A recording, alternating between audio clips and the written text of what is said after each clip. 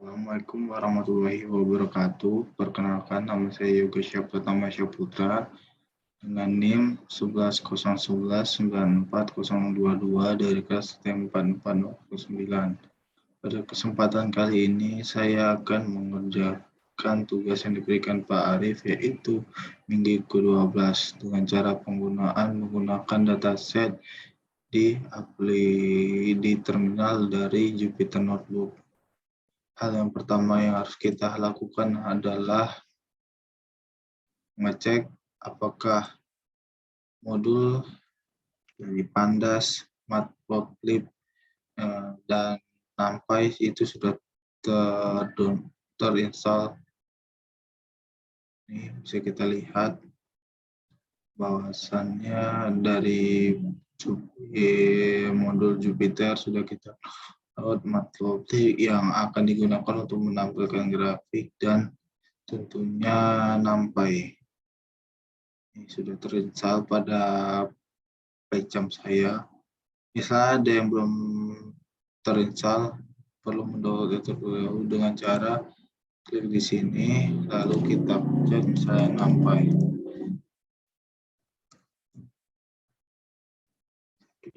Ini aplikasinya NumPy, bisa kita langsung install dan menunggunya. Begitu juga dengan Pandas dan sebagainya. Selanjutnya kita masuk package-nya, package dari PyCharm itu sendiri. Di sini kita juga harus mendownload Pandas.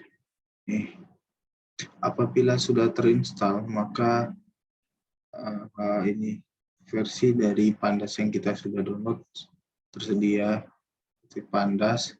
Terus nanti di sini bakal ada tulisan install. Begitu juga dengan NumPy. Karena sudah terdownload, ada versinya. Dan yang terakhir Matplotlib.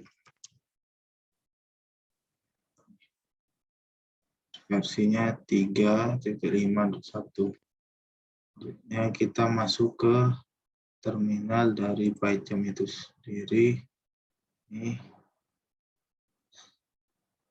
sebelumnya bisa kita ketik pada terminal kita, yaitu Jupyter Notebook. Selanjutnya akan keluar berbagai link yang diberikan. Lalu kita akses Jupyter Notebook kita di sini. Selanjutnya kita menggunakan aplikasi Chrome aja karena mudah dapat dimengerti dengan saya. Kita buka, kita klik. Karena sudah ada,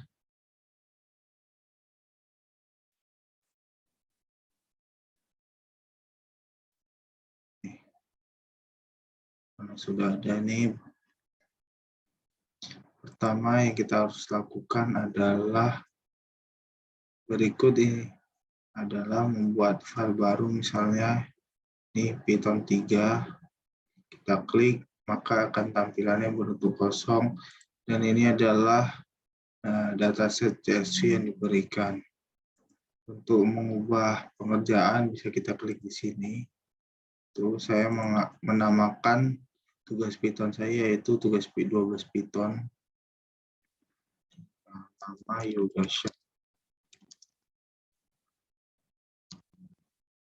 dari name. Masuk ke pengerjaan soalnya, codingannya. Kita menggunakan modul NumPy sebagai pengerjaan, yaitu dengan import NumPy asnp sebagai singkatan umum dari NumPy, yang kita menggunakan Matplotlib untuk menghasilkan nilai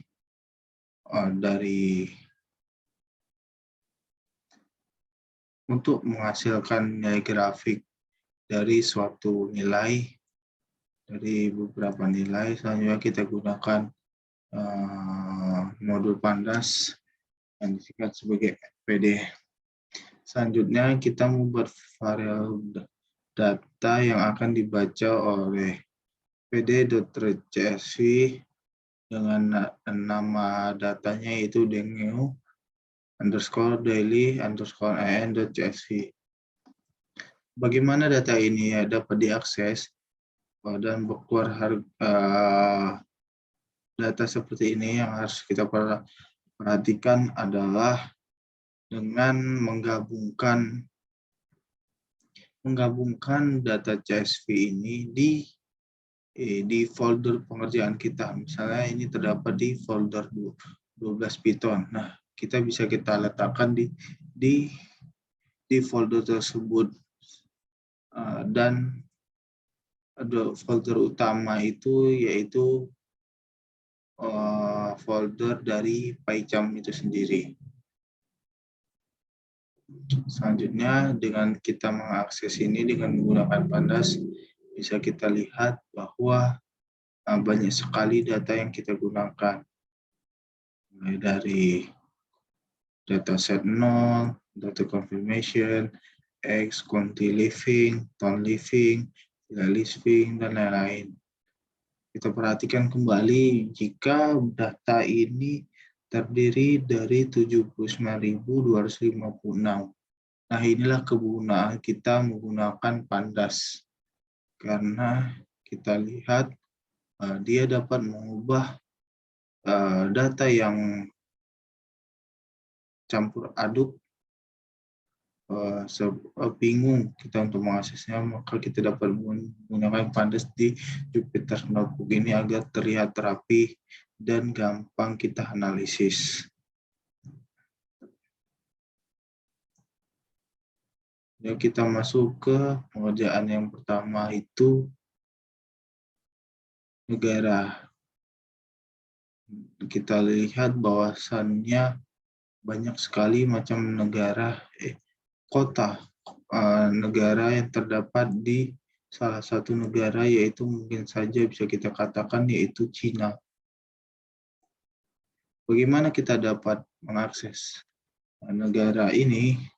Tentunya dengan menggunakan .fileCons, di mana data ini kita dapat dari quantity living.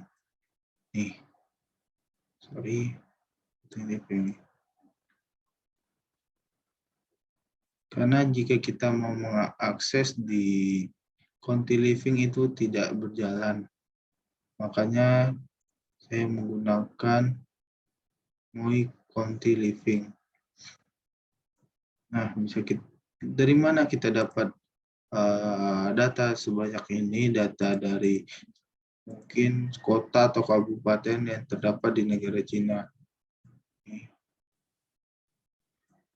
Dengan cara kita dapat menggunakan data itu dengan data dari quantity living, dan kita hitung berapa banyak yang tersedia, kota yang tersedia di negara tersebut. Bisa kita lihat, lalu kita copy pas kabupaten itu di sini, objek di sini. Nah, bisa kita lihat tuh Kaohsiung City, Tainan City, kita bisa copy pastekan. Terus ada Pingtung County, Taipei City, New Taipei City, Taichung, dan terakhir yaitu Lianjing County. Selanjutnya untuk menampilkan grafik, yaitu kita menggunakan plot.barha, di mana plot barha ini menampilkan grafik dari kiri ke kanan. Kalau misalnya kita menggunakan bar saja, maka dia akan berbentuk dari bawah ke atas, begitu. Oke, lebih dapat kita analisis, kita menggunakan barha dengan negara, jumlah negara, color, kita gunakan lisensi warna dari grafik tersebut yang kita menggunakan black blue, yang kita dapat memanggil variabelnya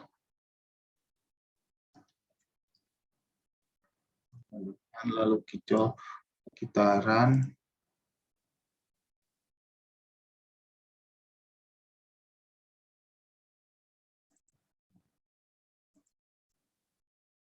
Nah, bisa kita lihat bahwa plt.ylib ini membentuk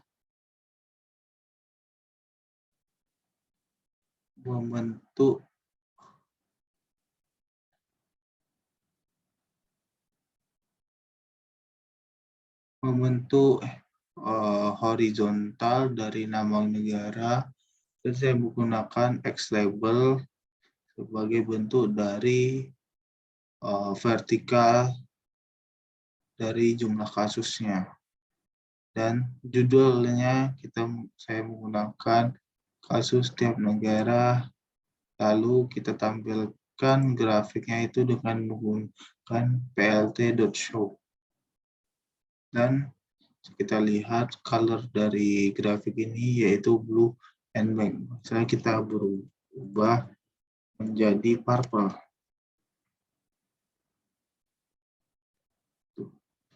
Kita lihat bahwa dia berubah warna dari grafik tersebut.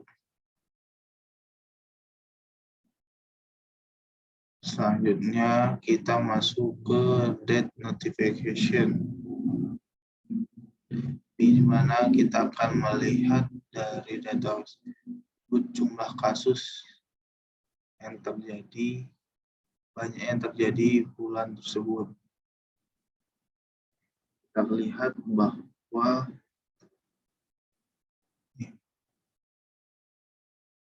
banyaknya terjadi kasus itu terdapat di bulan 9 atau bulan September sebanyak 20.585,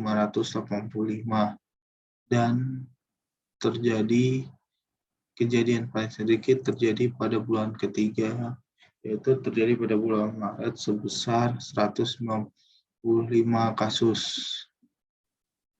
Sama saja kita dapat menggunakan dt.value_cons untuk melihat kasus setiap bulannya. Lalu kita dapat salin, kita urutkan juga bulan-bulan mana saja yang sering terjadi. Kita jalankan untuk melihat grafiknya.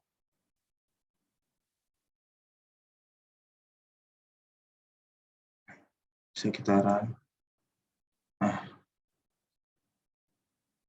terlihat bahwa grafik ini berwarna orange karena saya menginputkan warna orange agar lebih cerah. Nah, kalau misalnya saya katakan tadi, bagaimana jika plot grafik ini berbentuk bar saja tanpa H, kita running, tuh, grafiknya akan berbentuk dari atas ke bawah. Saya lihat secara signifikan yang membedakan kasus tiap bulan sampai bulan yang jarang terjadi kasus, gitu, dengan kita kasih judul kasus tiap bulan. Selanjutnya kita menggunakan _Rusia sama dengan data forum.xvolution. Sama saja seperti yang ini, kita dapat menggunakan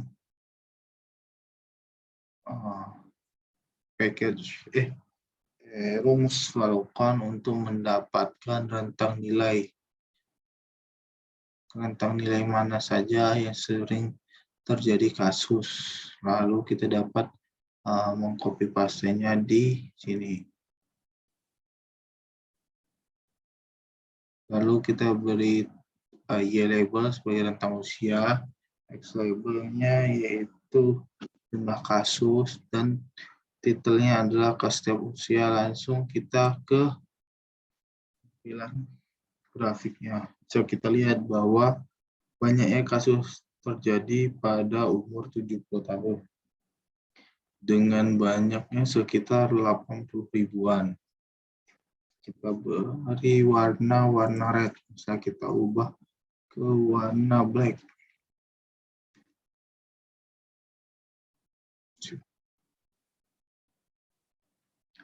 Selanjutnya kita masuk ke banyaknya kasus setiap tahun yang terjadi itu terdapat pada tahun berapa. Shall kita lihat.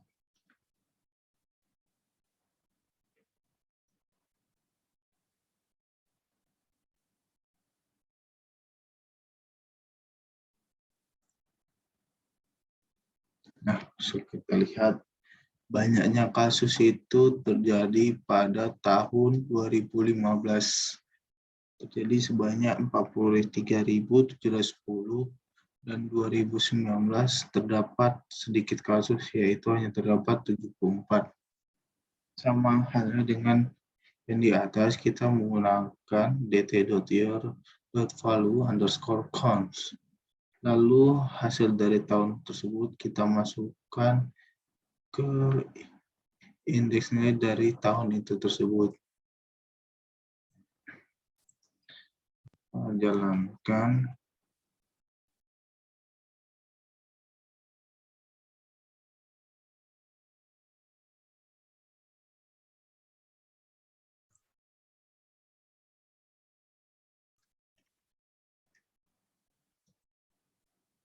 Kita running. Tuh, bisa kita lihat. Gimana kita jika menggunakan bar saja, grafiknya terlihat cukup sangat signifikan, yang dimana tahun 2019 itu terjadi sedikit kasus dan 2015